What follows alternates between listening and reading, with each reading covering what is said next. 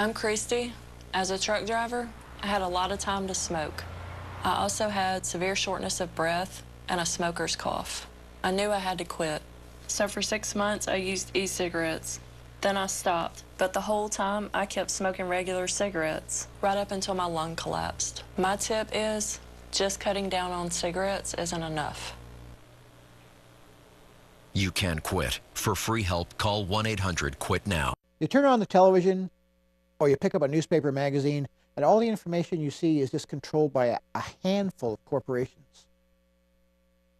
So how are you or I or any of us, how can we get our messages out to people? How can you tell people what you care about? You can go on Facebook and compete with hundreds of people who post things that may or may not be true.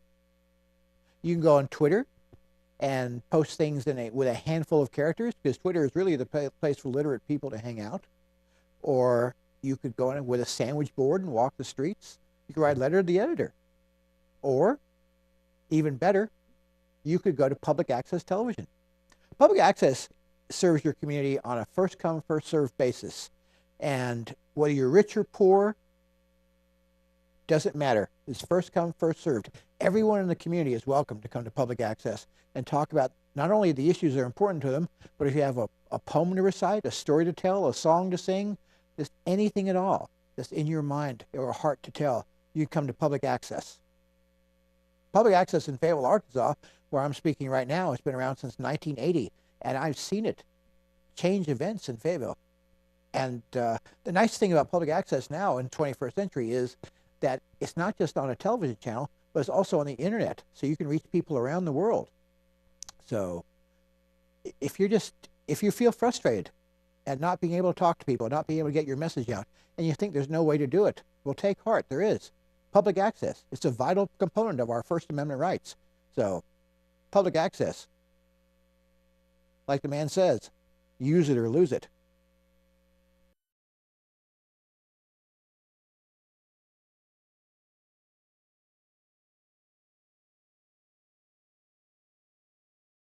Hi, I'm Kathy Deck, and you're watching Fayetteville Public Access Television.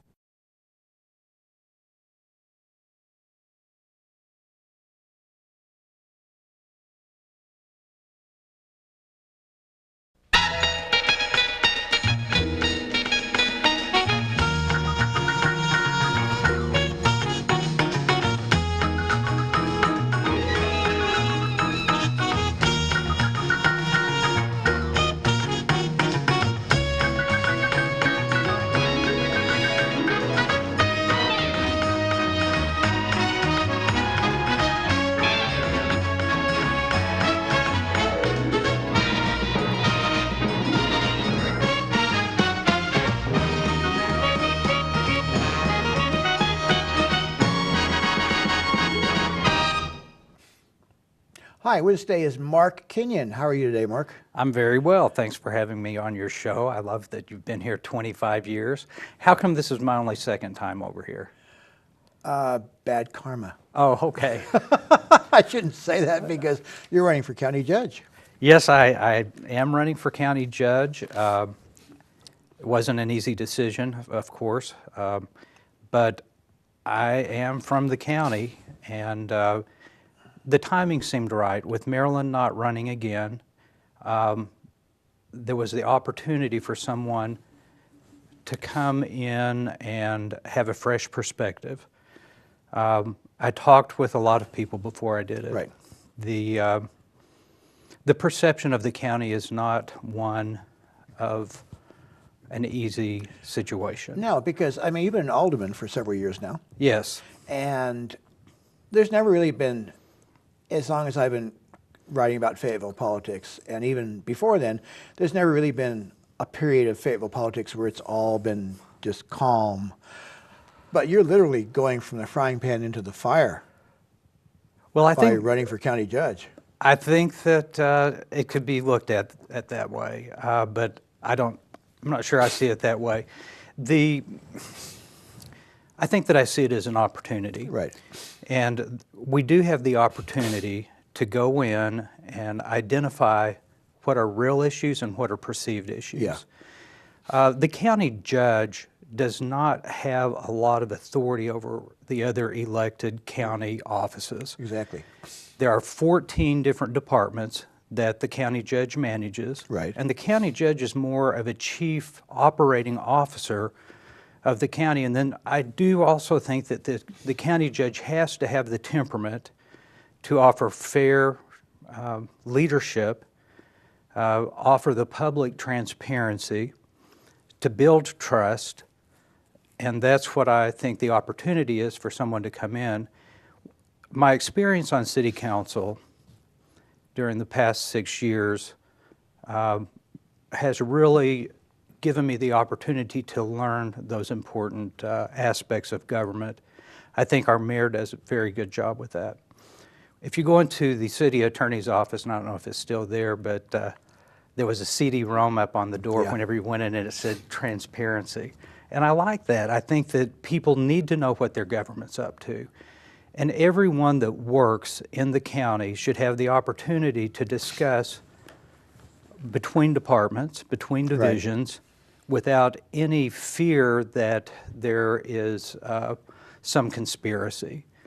And there is a perception that you don't have the opportunity for this openness. No, and it's interesting because I mean I've seen turbulent times in county government when you've had angry people in the audience or citizens coming forward, but I've never seen this where there's so much infighting in county government itself. Again, I don't know how much of that is real and how much is a perception, but perception does become reality. Yeah, and it does. That is where the leadership steps in.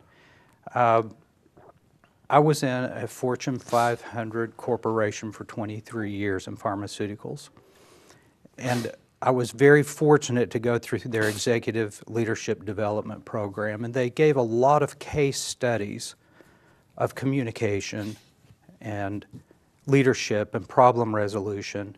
And then, of course, we had to use them when we were managing our teams. Yeah. And I think that if you have someone that can come in with this type of professional experience and recognize the strengths that these individuals have in the county, because there's no one in the county that's there to obstruct activity that I've met. Yeah.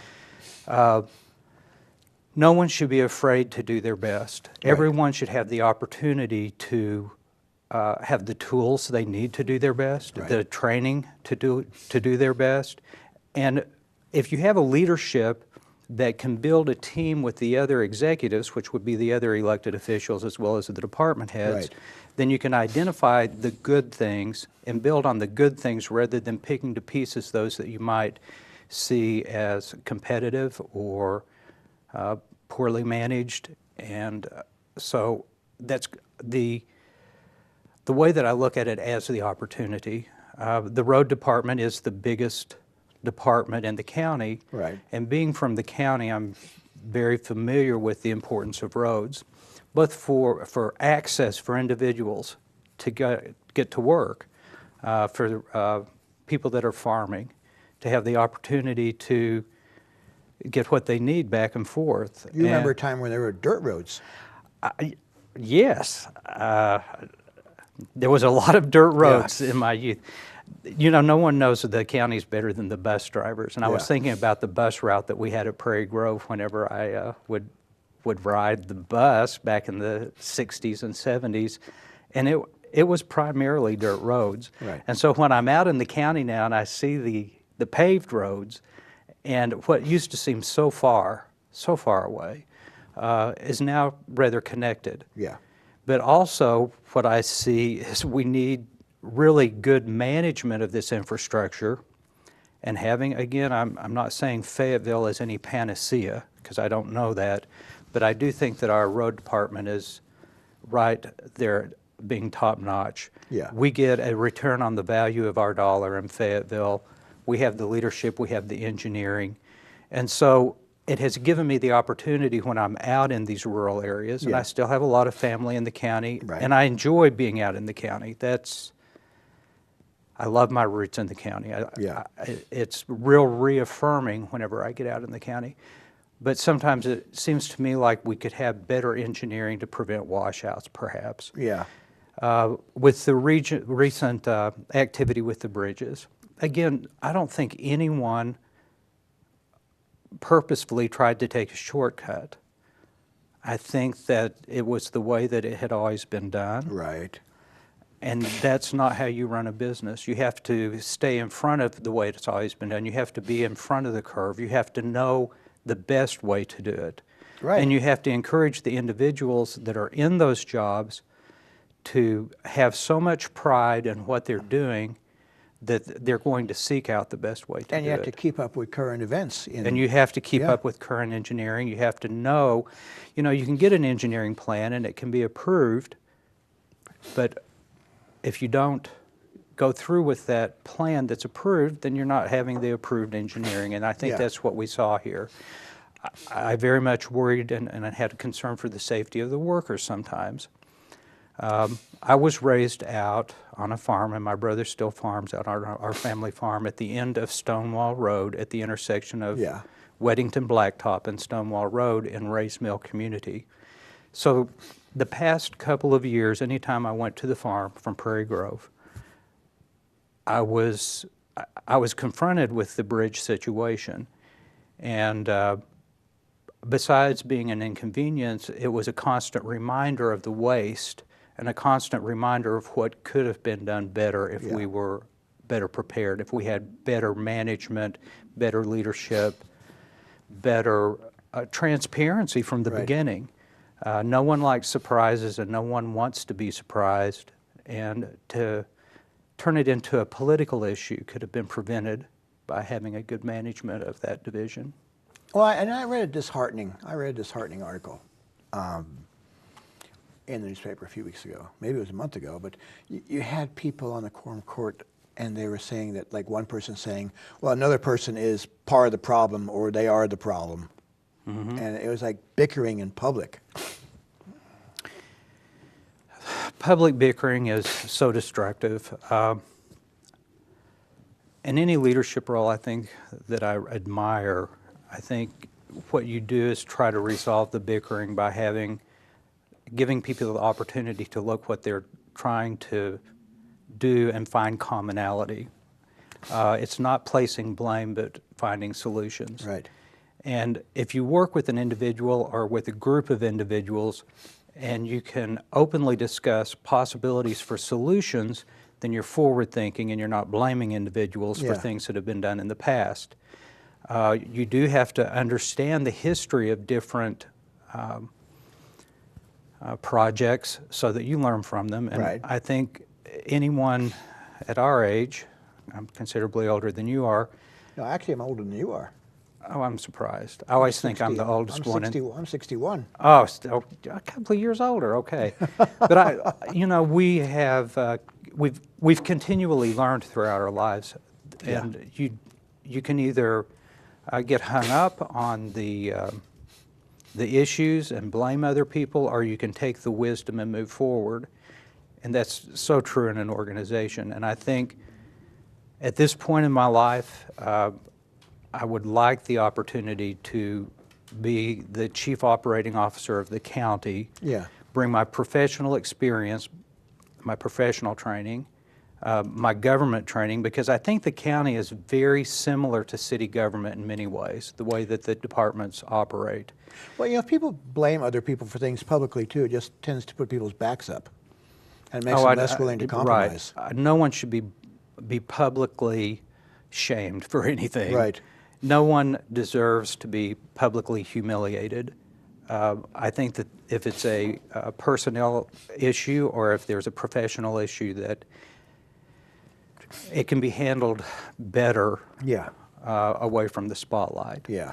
Now, in the day and age we live in, everything is in the spotlight, Right. and it's real easy to go out and find something to start pointing fingers at. But I think here's another management philosophy that I have. Back when I was a very young professional and I was living in Little Rock, I was working actually through a United Way project, and I met Jerry Heil, and he was the vice president of IBM. And I was put into a situation due to an illness of a person in a leadership position that scared me. And he was a great mentor for me. And when he came into IBM, he went through every department and had a contact with individuals. Yeah. And he told me that was management by wandering around. Right. And I've used that throughout my professional career. I try to use that in the city. And it's not because I'm out trying to catch anyone doing anything wrong. It's Right. because I want to have the opportunity to see what people are doing right. Yeah. And I want them to know that I'm concerned that if they need anything, that they have the tools they need in order to do their job correctly. Right.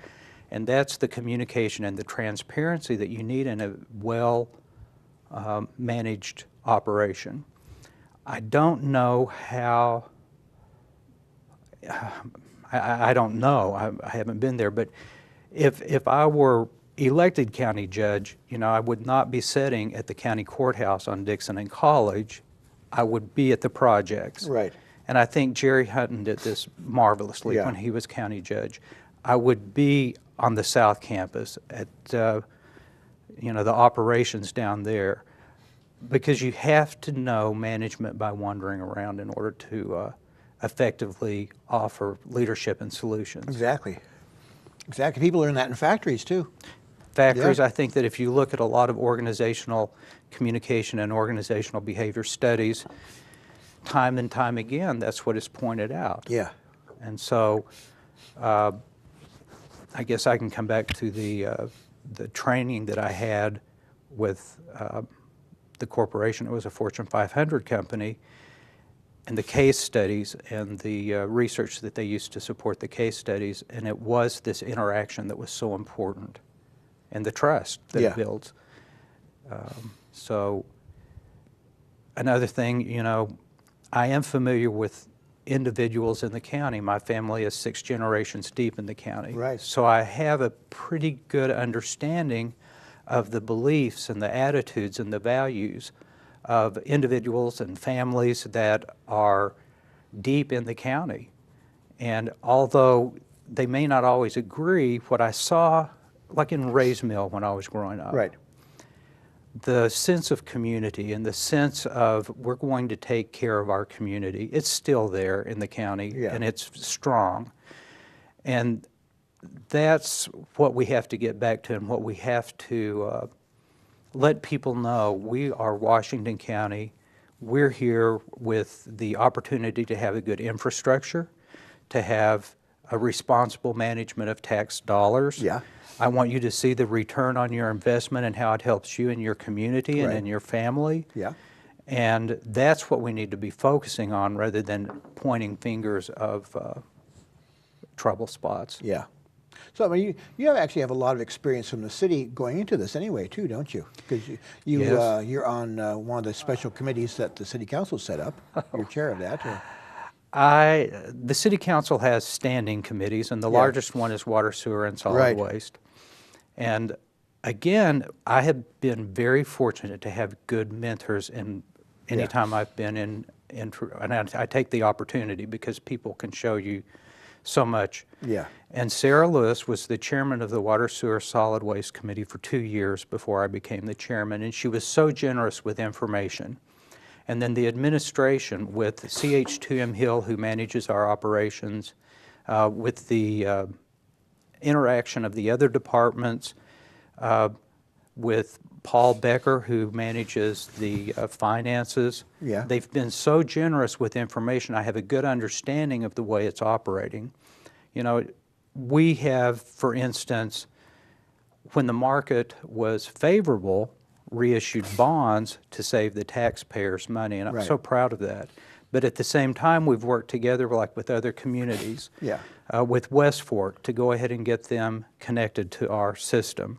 The West Fork of the White River is an impaired waterway. Yeah. It goes right into our drinking water. Beaver Lake is on the brink of impairment. We don't know from EPA or ADEQ what standards we're going to be faced with in the near future. Right.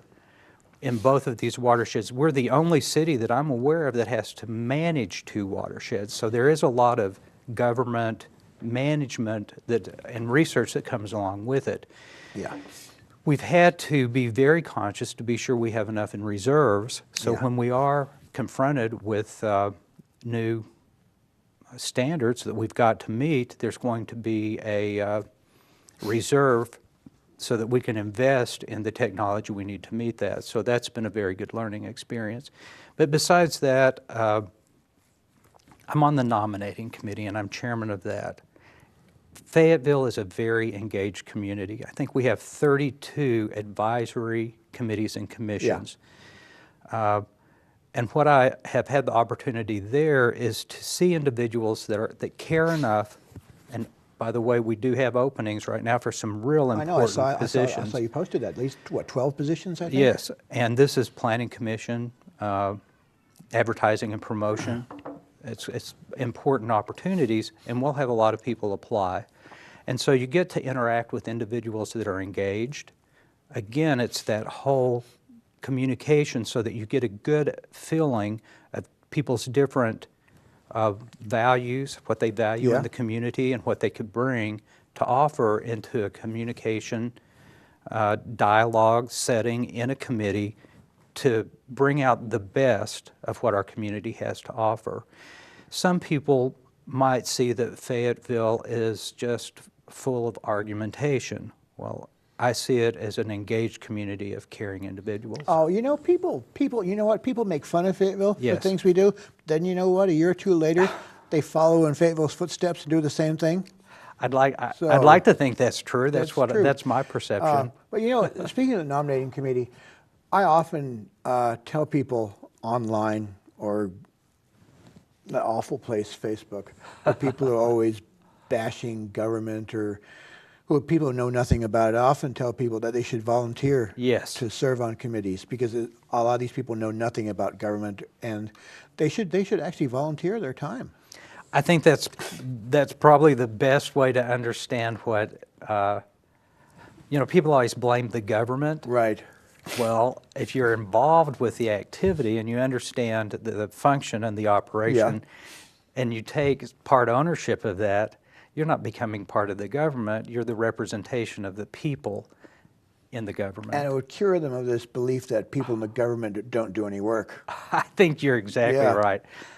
The people I know that work for the city and the county are overworked and underpaid, but then I feel like that is pretty much true in a lot of institutions. And people who work on these volunteer committees work very hard too. And they're unpaid. So And they're unpaid, yes. Right, right.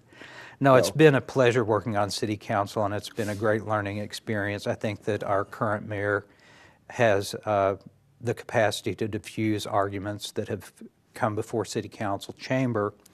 But so much more is done on our committees than in front of the cameras and the city council chamber. And we're very lucky that a lot of the committees actually are on camera. They are on camera, and again, that gives a good opportunity for people to go online if they have a question, and I do encourage people to do that, about why are you looking at these invasive species? Yeah. Well, there was a lot of discussion. We're not trying to force anything on anyone, and it's not in the code that you have to do specific things to the point that it's preventing you from gardening. Right. But we have this wonderful committee that knows the problem. And from the water, sewer, solid waste problem, we've got to manage the runoff. Yeah. And with invasive species, we're really impacting the watershed again. So in the long run, we're going to get the benefit of better managed watershed and less sedimentation that's coming into the watershed from runoff. It's through velocity as well as through the management and land use. You know, Fayetteville first started having citizen committees about 25 years ago, and now other cities are I think it's so citizen important. committees. And it's important for that two-way dialogue so people understand the operations as well as the ideas that can come out of a well-managed committee is irreplaceable, especially if you're getting we have individuals that are so well educated to offer this expertise. So, and I think that that's what is effective in government, is capitalizing on the expertise that's there. Yeah. There's, now what are the things some of the stuff you're proudest of since you've been on the city council? Well, I think we've done a lot in the management of our budget through a very tough time. That's good because you're interested in the county budget. Yes. Obviously, yeah. I think that we were the best managed municipal budget without having to go into the reserves as much as other municipalities, and certainly the county is faced with that now. Yeah. Now, we had to make some tough decisions as far as freezing positions, Right. reevaluating positions, having freezes on salaries and wages. But again, we didn't see a mass exodus of individuals. And that's because my belief is people were pretty proud to work as a team to manage as a team. Yeah. And that's why I think you need good leadership in the county right now. We've got to get everyone on the same page to understand the long-term impact of drawing against the reserves. Yeah. And you can't leave it just to the elected officials or the quorum court. It's got to go all the way down to the individuals. And they have to embrace it, and it's a tough thing to embrace when you're talking about your pocketbook. Right. One of the easiest solutions that's always thrown out is we need more money, we need a better salary, Yeah. we need a raise. And certainly everyone deserves a living income, and everyone deserves to be paid what they are, What they're worth. what they're worth. Yeah.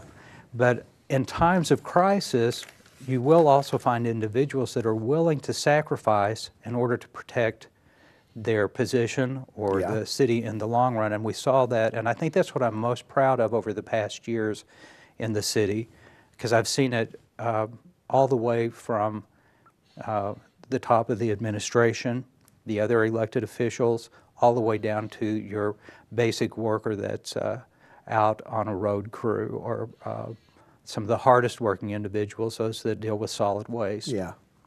And so I'm very proud of that. And that was a management decision, and that was the way it was managed, and I think that we have to take that to the county. Yeah. Now I know there's got to be some frustrations for you too, working in city government. There have to. Something's frustrated you. I sound like a therapist. Well, you know, sometimes there are issues that you Yeah. disagree on, but I recently talked to someone on the phone that I put on a committee that I'm so proud of the activity that they and the expertise they've brought, and I kind of gave them a hard time in the interview because of other committee work that they had done. And this is the way I look at it. I might not agree with you, Yeah. but if you're prepared and you're fair and you have good arguments and you offer something to back up rather than just some rhetoric that Right. you get off of some website that's maybe more global rather than the specific situation that we're dealing with, what I tend to do and what I try to do is I respect you for your opinion because you can validate it based on your beliefs Right. and your values. I might not have the same beliefs and values, but I respect you for what you bring forward. Right. Now, a person that comes in and they're just an obstructionist, Yeah. that is what frustrates me. And I can't think Right. of a specific situation, and I wouldn't call anyone out if I did. Yeah. But that is the most frustrating thing, that as a chairman of a committee or being on a elected board where you have to make decisions, is give me the information. Right.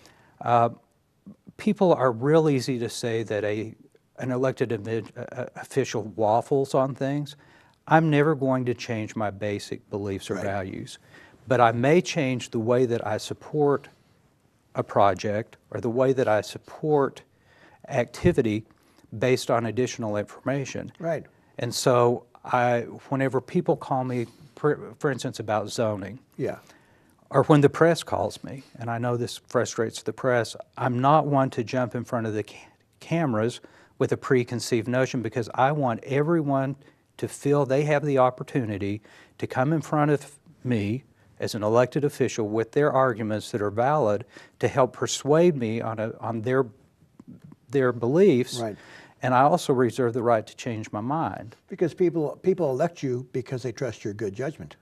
Well, I hope so. And I think that, I hope that I do have a record of that. Yeah. That is the way I think. It's the way it's my temperament is to take as much information as I can. I'm very good at putting columns down and balancing different arguments. Right. And coming up with, sometimes it's a tough decision, but it's a decision that's based on a fair and balanced logic.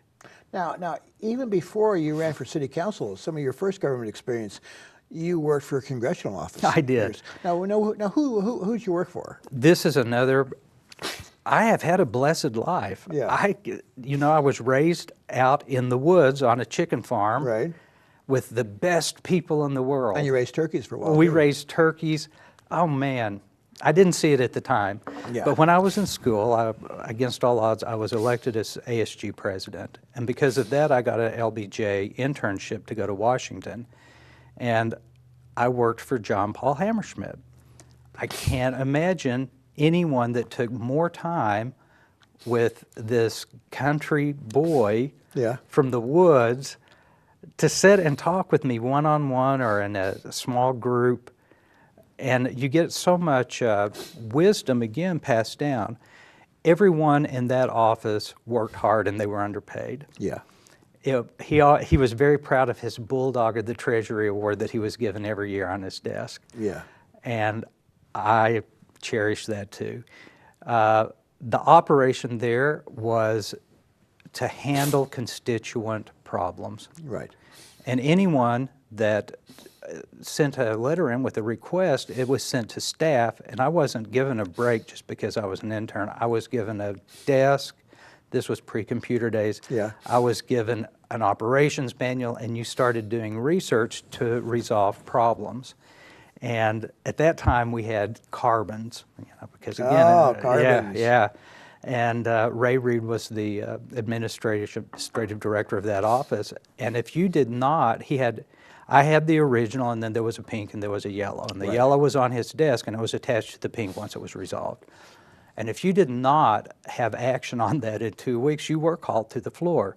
But again, as much as I was afraid of him, he was a retired military admiral, and he was very authoritarian.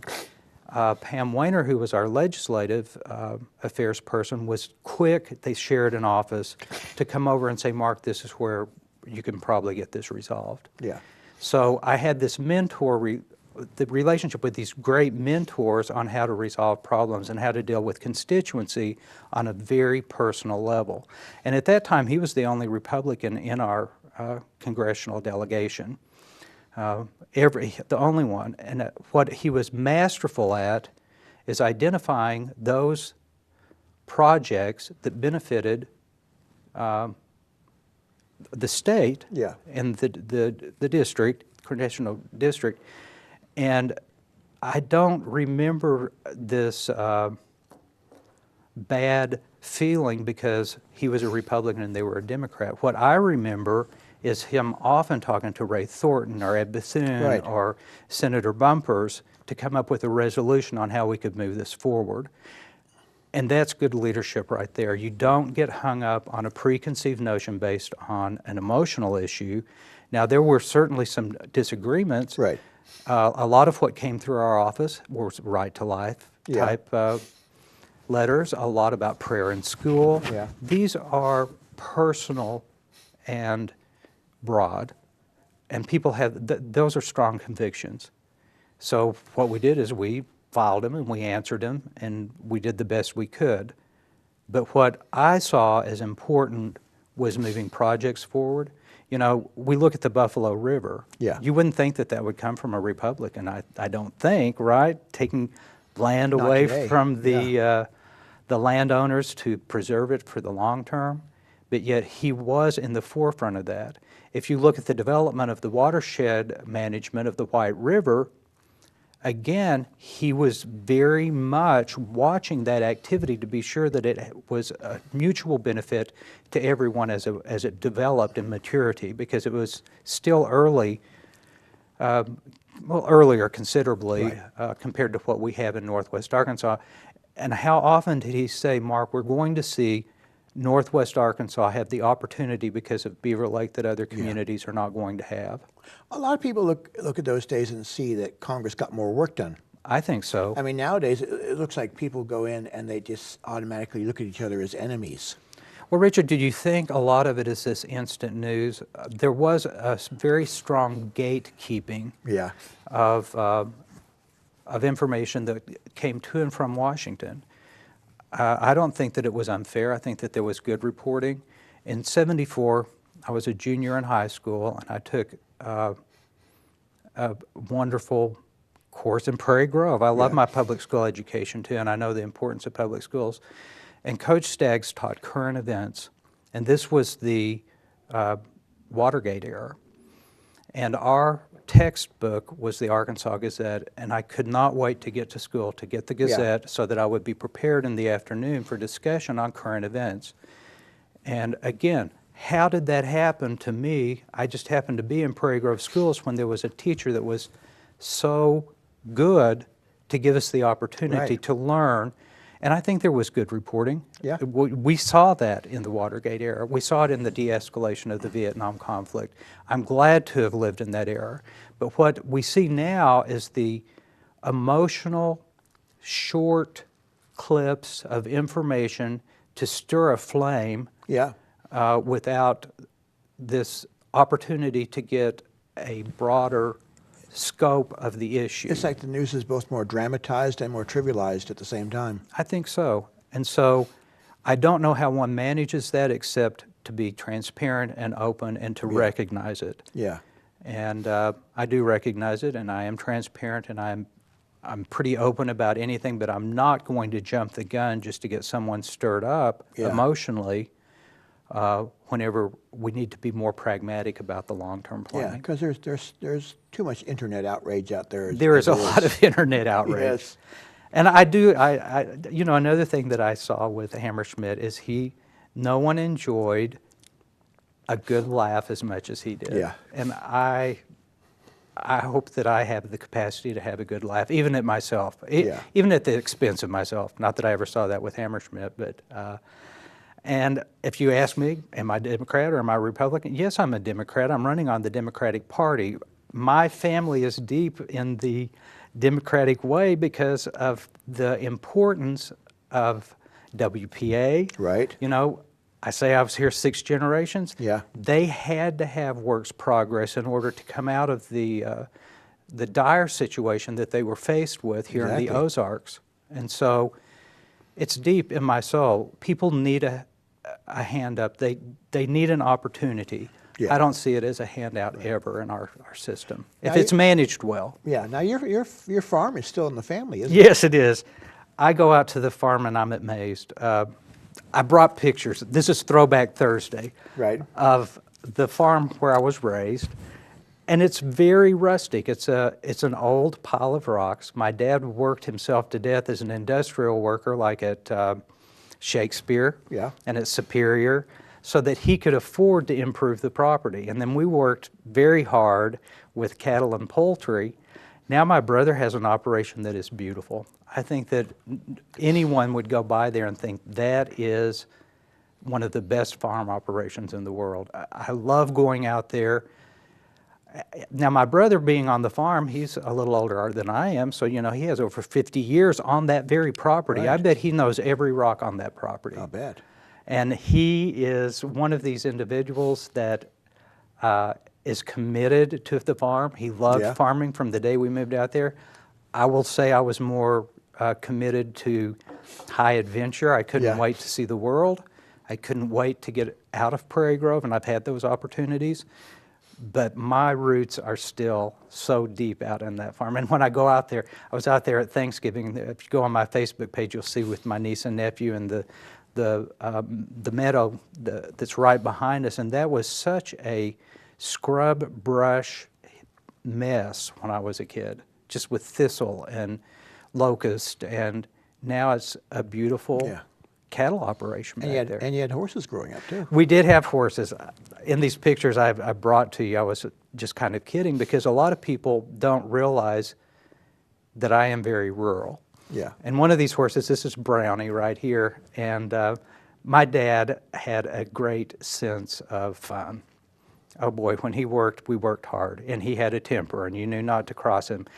But if someone came out and they were a little bit cocky about how good they were with horses, he would put them on Brownie, and Brownie was very high-spirited, and we had turkey pens with a lot of, I guess that was a 6-foot-tall fences between them, and Brownie liked to go and jump over fences, and so he would take off with these individuals. I don't know what I was getting at. Oh, yeah, I was raised in the county. I was raised on the farm. It taught me a lot of lessons. I don't know that we ever had a dime in our pocket, but one thing that my family and my mother is so responsible for this, we didn't have a computer. You know, I kid sometimes, our social network was the party line. Right? Yeah. You didn't have Facebook, but you could get a clue of what was going on throughout the community because you picked up the phone. I don't know how they afforded this, but it was probably one of the biggest days of my life. I think I was a sophomore in high school, and somehow they invested in Encyclopedia Britannica. Can you imagine having that out in this little farmhouse? It was like having the internet at your fingertips. Remember how much fun it was just to browse through the encyclopedia? I loved that. I loved it. Yeah. And so that gave me a pretty good opportunity for a global. I was kind of an odd farm kid. I loved to read. We didn't have TV because you couldn't get any reception except for 5 and 8, and it was pretty bad. But I took the opportunity a lot to just immerse myself in Encyclopedia Britannica. And these little opportunities that I look at during my life that were big surprises, and they came in very helpful in the long run. So I don't know that there probably weren't 4 families in Prairie Grove that had their own set of Encyclopedia Britannica. And it certainly wasn't in a little farmhouse at Ray's Mill. Oh, I could get teary-eyed just thinking about the sacrifice they must have made for that. But at the same time, they knew the importance of it, at least to the importance for me. Yeah. And for my brother and sister also, but I think primarily I was the one that drove it. I wanted them, I lusted them. And I wanted the Britannica more than the World Book. The World Book was more popular, but the Britannica was, it was vast. I still have that set of Britannica today. That's pretty cool to have those, because people look stuff up on Google, but they know specific things, but they don't have a general knowledge anymore. Right. Well, now you can go link to link. I remember sitting in our living room, and I would have like 8 different Britannicas open because I would see something in the article, and then I would have to go and get the D and pull it out and look it up, and then I'd have to go get the S and pull it out. That was the links right there, right? So what a wonderful time to be a young adult and to have the opportunity to be immersed in that type of activity, and that my parents gave me the time to do that. Yes, we had chores. Yes, we had things to do. And then, like I said, my dad had this wonderful sense of fun, and we were active in 4-H to a degree, but our big deal as a family, my brother and my dad and I were in Boy Scouts. Yeah. And I think I was the first Eagle Scout in Prairie Grove in Troop 94, and I know the experiences that I had there in leadership and communication are priceless. It gave me the opportunity to get off the farm, to interact with individuals, in other areas, in all facets of life, and to find common interest and to have projects that you could track and you could, a merit badge, this is what you did, and you had to get 32 merit badges. And some of them were very tough for me. I was not an athlete. Life-saving merit badge, very tough, but I didn't give up, and my dad was there to support me. Every month. Because your father was a scoutmaster too, wasn't he? He was the scoutmaster. And I think there's Bob Henry, who was a scoutmaster also at that time and stayed in scouting even after his kids were, his grandkids were around, is legendary. But every month we had a camp out somewhere in Washington County. Yeah. Every month. That's Think pretty about cool. that. Winter, summer, spring, fall. And my dad, again, being from the county, and Bob Henry being from the county, they knew these secret springs and secret places. Yeah. And there was a ghost story attached to every Oh, one of yeah. them. And you had to take the 10-mile hike to get there. And once you got there, you had to take care of business on a very organized level with a patrol and a patrol leader and a senior patrol Right. leader. But my dad, again, gave us so much confidence because we were prepared. Be prepared, right? Right. That these campouts were almost self-managed. I don't remember people being in bad trouble. No. There were egg fights. That was our big thing because people that had an egg farm could bring a Yeah. fight of eggs. And it gave us the opportunity to be in nature. It gave us the confidence to be self-sufficient. It showed me the fun side of my dad that I did not often get to see. Yeah. And I think it's irreplaceable in the maturity of me being kind of not athletic, not the high school hero, to have the opportunity to do something I would like wish that. that more elected officials had been Boy Scouts. Maybe.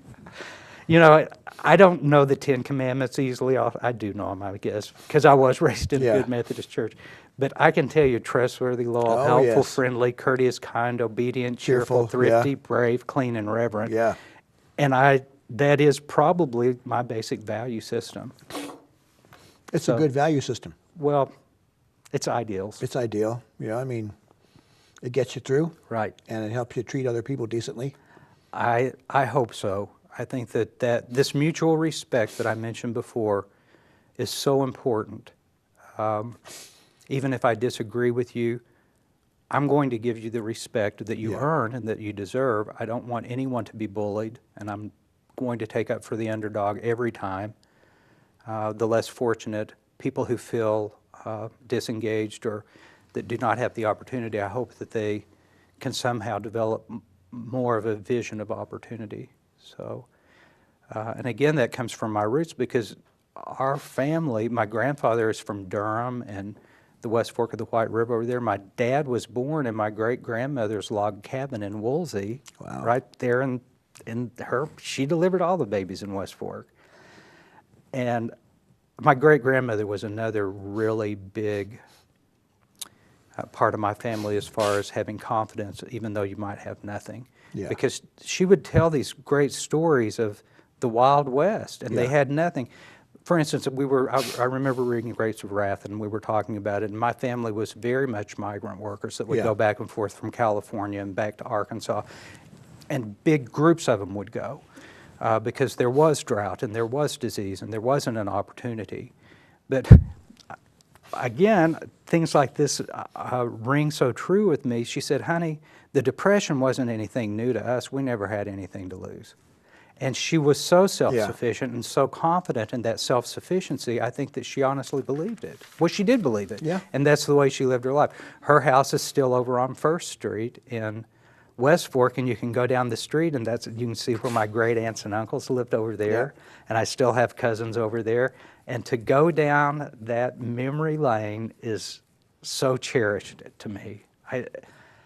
Every Sunday after church, you went to Great Granny's house. Well, And there were arguments about, I tell you the biggest argument that I remember, a lot of them had the opportunity to work at Campbell Soup, which was yeah. union. I worked at Campbell Soup. Okay, union, right? Yeah.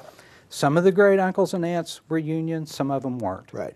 And so they would have these big arguments, but it taught me a lot about the importance also of organized labor. Because I love, these people, they yelled at each other. They loved each other, but they yelled at each other. They argued.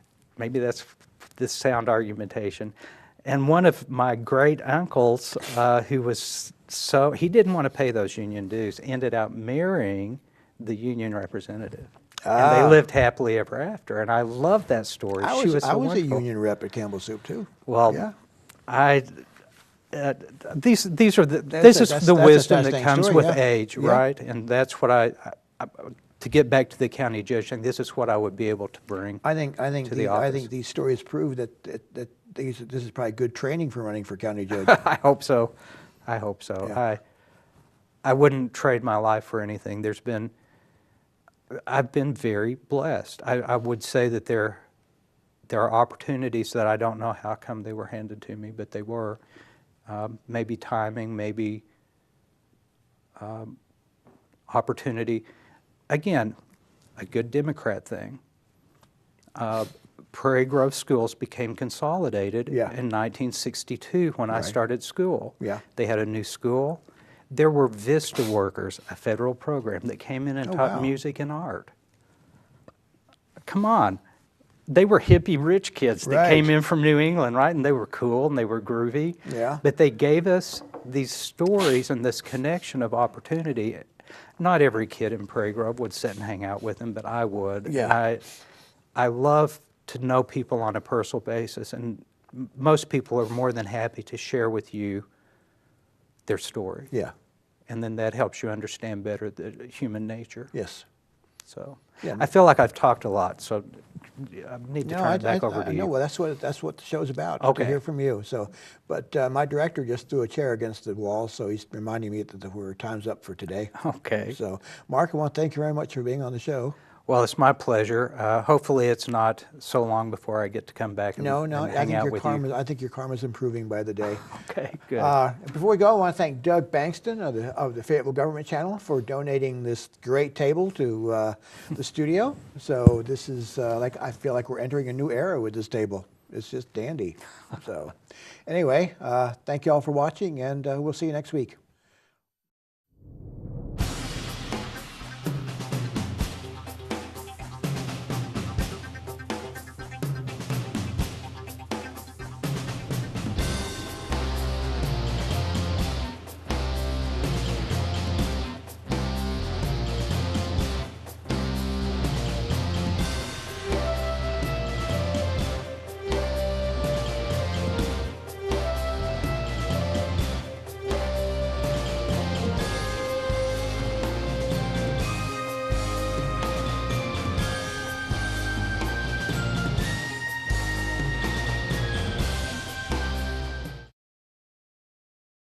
Hi, I'm Kathy Deck, and you're watching Fayetteville Public Access Television.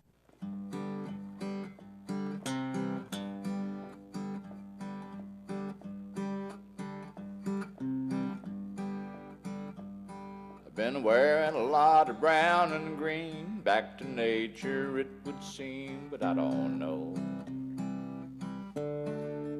I'm just laying low. Hadn't been much on getting around, hardly ever go to town, 'cause you know I'm laying low.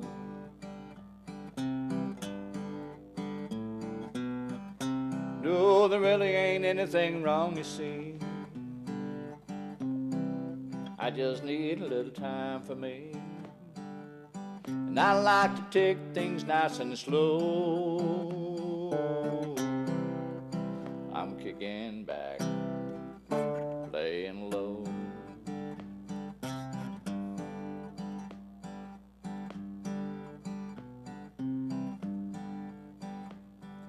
If you're wondering how I've been, when I'm coming back again, well, I can't say. So I just won't. Rest assured you're in my heart, even if we're far apart, don't be afraid. I'll be okay.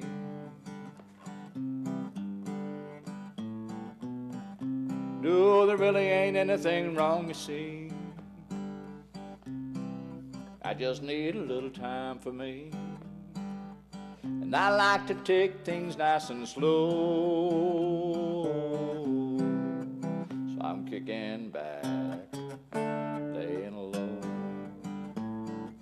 No, there really ain't anything wrong, you see. I just need a little time for me. And I like to take things nice and slow. So I'm kicking back, laying low.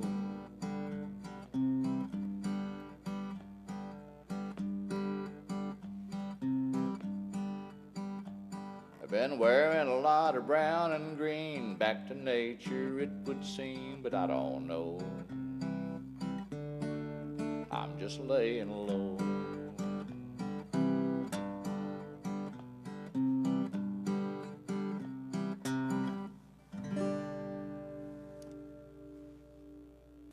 This next song is yet another love song. We'd like to share as many as we can. It's actually a takeoff from a song. At first it'll sound really familiar to you, probably. Maybe. Depends That's how on old your you are. age, I guess. We think that it'll sound familiar to many of you. But really, it was one of those songs that when you really started listening to the words, you were kind of like, really not very real. So we took this song and we turned the words around a little bit and changed it to make it just slightly more palatable to our taste. Ooh, my clothing is out of alignment.